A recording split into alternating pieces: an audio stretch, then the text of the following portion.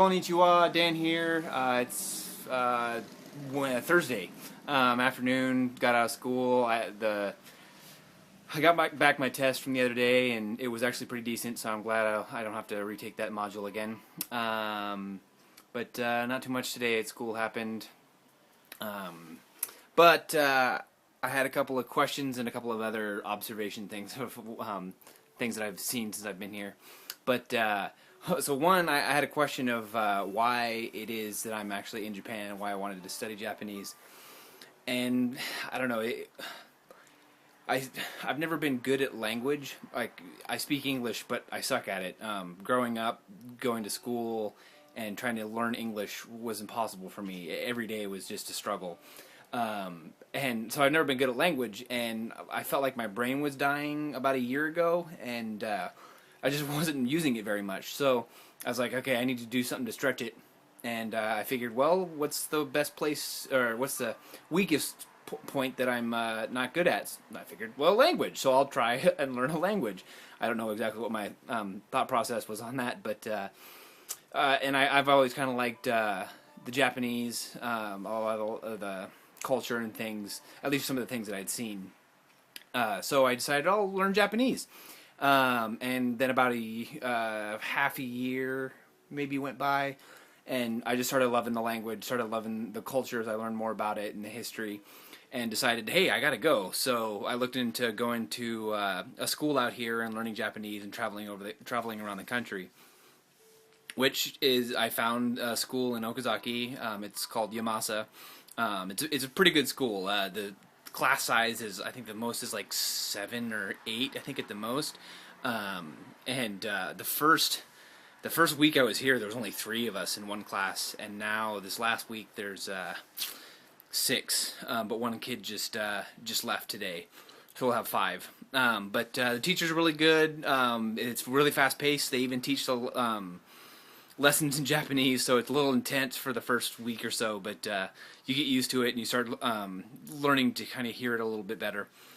What else? So that's why I'm here. It kind of just turned into a hobby, and then I really liked it and wanted to come. Couple of things that I've noticed over the past 2 weeks. Which I've noticed. I just realized I've been here 2 weeks now. Today was my 2-week mark for school, which was kind of cool. But there's been a couple of times where I've been at the house and I'd be laying down, I don't know, studying or something, and the house will shake, and I keep thinking it's like cars going by, but there's no big like diesel trucks that drive by that I'm used to, like in the States. And I realized they're earthquakes.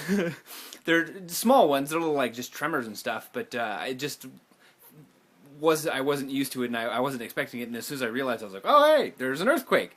So we just had one the other day. I was studying, and the house moved like horizontally, or up and down, or something weird in a weird direction. And I was like, "Oh, that was an earthquake."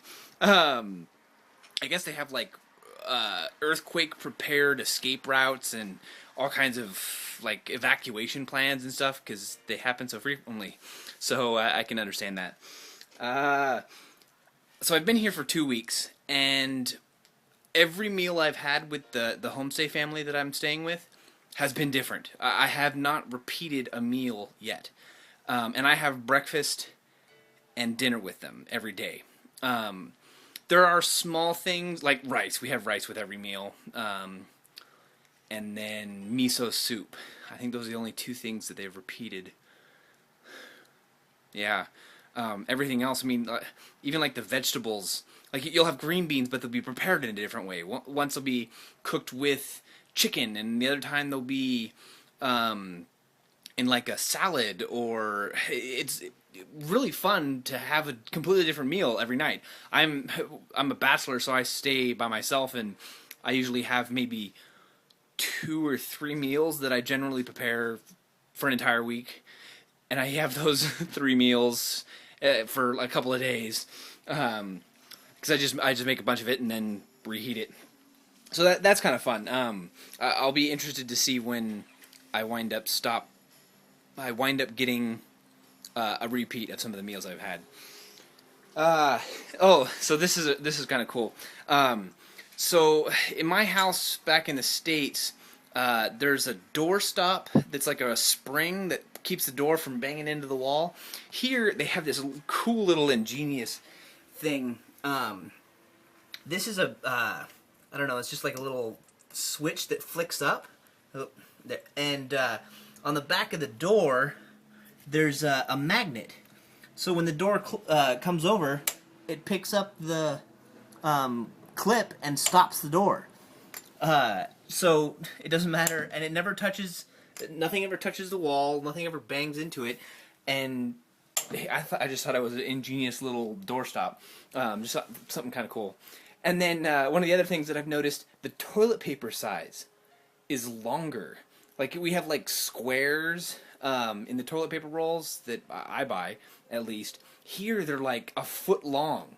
So they're these long rectangles, and this is kind of gross. You're pulling the toilet paper out, and I keep looking for like the break, and it's not coming. And then if you miss one break and like you don't see the little dashed lines to tear it off, like I pull off a whole nother foot long section, and I feel bad for overusing toilet paper. There you go. There's a random weird thing.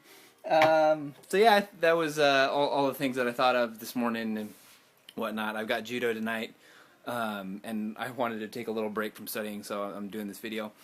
Yep, that's pretty much it. So I'll see you guys tomorrow.